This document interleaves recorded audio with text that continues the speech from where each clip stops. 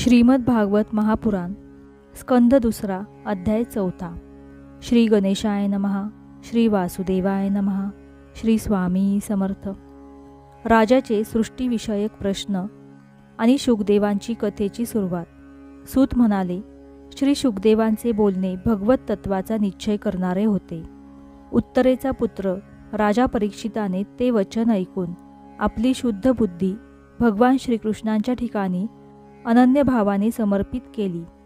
शरीर, पत्नी, पुत्र, राजमहाल, पशु, धन, बांधव आणि निष्कंटक राज्य यांच्याविषयीची सवयीने दृढ झालेली ममता त्यांनी एका क्षणात सोडून दिली. शौनकादी ऋषींनो, महामना परीक्षिताने आपल्या मृत्यूची निश्चित वेळ जाणली होती, म्हणून त्याने धर्म, अर्थ, कामाशी संबंध असणारी सर्व कर्मे सोडून दिली. नंतर भगवान श्रीकृष्णांच्या मध्ये आत्मभावाने मिसळून जाऊन मोठ्या श्रद्धेने भगवान श्रीकृष्णांचा महिमा ऐकण्यासाठी त्याने श्री शुकदेवांना तोच प्रश्न विचारला जो आपण मला विचारित आहात. परीक्षिताने विचारले, भगवत स्वरूप मुनिवर, आपण परमपवित्र आणि सर्वज्ञ आहात. आपण जे काही सांगितले ते सत्य आणि योग्य आहे. आपण जसजशी भगवंतांची कथा सांगत आहात तसतसा माझा अज्ञानाचा पडदा नाहीसा होऊ लागला आहे. मी आपणाकडून पुन्हा हेच जाणून घेऊ इच्छितो की भगवंत आपल्या मायेने या सृष्टीची उत्पत्ती कशी करतात, कारण या सृष्टीची रचना ब्रह्मदेवांसारख्यांनाही कळण्यासारखी नाही. भगवंत या विश्वाचे संरक्षण आणि पुन्हा संहार कसा करतात. अनंत शक्ती परमात्मा कोणकोणत्या शक्तींचा आश्रय घेऊन स्वतःच खेळणी बनून त्यांच्याशी खेळतात. तसेच हे ब्रह्मांड कसे बनवतात आणि पुन्हा कसे मिटवून टाकतात. हे मुनिवर्य, भगवान श्रीकृष्णांच्या लीला मोठ्या अद्भुत आणि अचिंत्य आहेत. विद्वानांनाही त्यांच्या लीलांचे रहस्य समजणे अवघड जाते. एकटे भगवंत पुष्कळशी कर्मे करण्यासाठी पुरुष रूपाने प्रकृतीच्या विभिन्न गुणांना एकाच वेळी धारण करतात. मुनिवर, आपण वेद आणि ब्रह्मतत्व दोन्हींचेही मर्म जाणत आहात, म्हणून आपण माझ्या या जिज्ञासेचे समाधान करावे. सूत म्हणाले, जेव्हा परीक्षिताने भगवंतांच्या गुणांचे वर्णन करण्याविषयी अशा प्रकारे प्रार्थना केली तेव्हा श्री शुकदेवांनी भगवान श्रीकृष्णांचे वारंवार स्मरण करून प्रवचनाला प्रारंभ केला. श्री शुकाचार्य म्हणाले, जे संसाराची उत्पत्ती, स्थिती आणि प्रलय करण्याची लीला करण्यासाठी सत्व, रज आणि तमोगुण रूप तिन्ही शक्तींचा स्वीकार करून ब्रह्मा, विष्णू आणि शंकराचे रूप धारण करतात, जे सर्व प्राण्यांच्या हृदयामध्ये अंतर्यामी रूपाने विराजमान आहेत, ज्यांचे स्वरूप आणि ते जाणण्याचा मार्ग बुद्धीला न कळणारा आहे, अशा अनंत महिमा असणाऱ्या परमपुरुषांना मी नमस्कार करतो.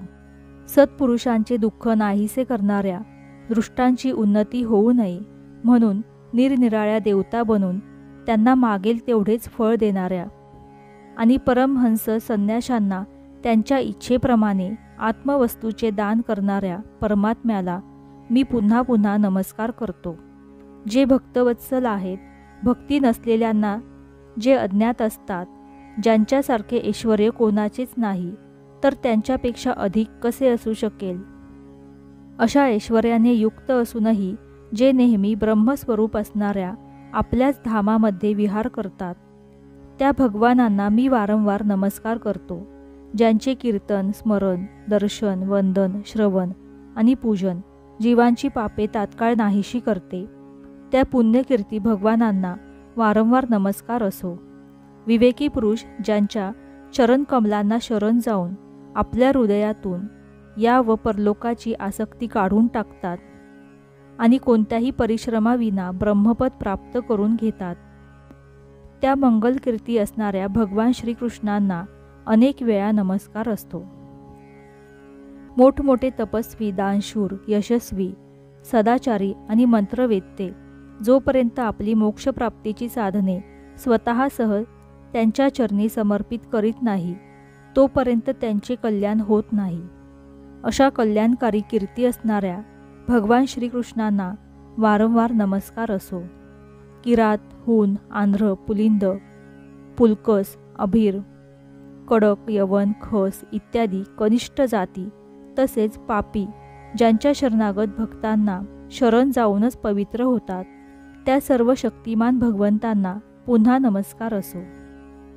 तेच भगवान ज्ञानी पुरुषांचे आत्मा, भक्तांचे स्वामी, कर्मकांड करणाऱ्यांसाठी वेदमूर्ती, धार्मिकांच्यासाठी धर्ममूर्ती आणि तपस्वी लोकांसाठी तपस्वरूप आहेत.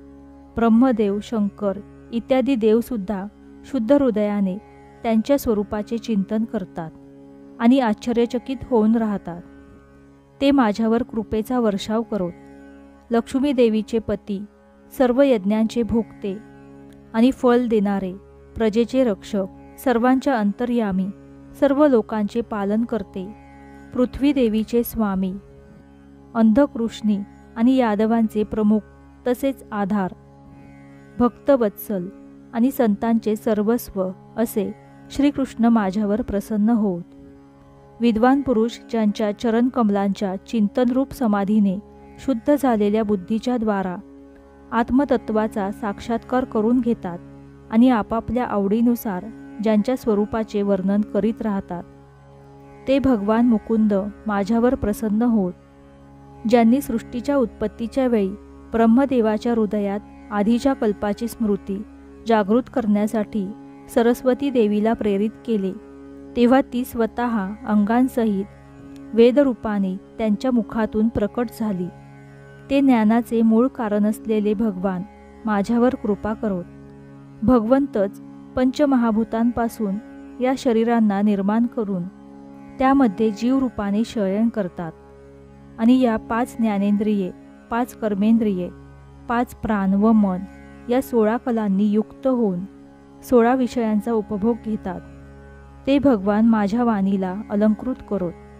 ज्यांच्या मुखकमलातून मकरंदाप्रमाणे पाझरलेल्या ज्ञानमय अमृताचे जे संत पुरुष सेवन करतात, त्या वासुदेव अवतार सर्वज्ञ भगवान व्यासांच्या चरणी माझा नमस्कार असो. परीक्षिता, वेदगर्भ स्वयंभू ब्रह्मदेवाने नारदांनी प्रश्न विचारल्यावरून हेच सांगितले होते.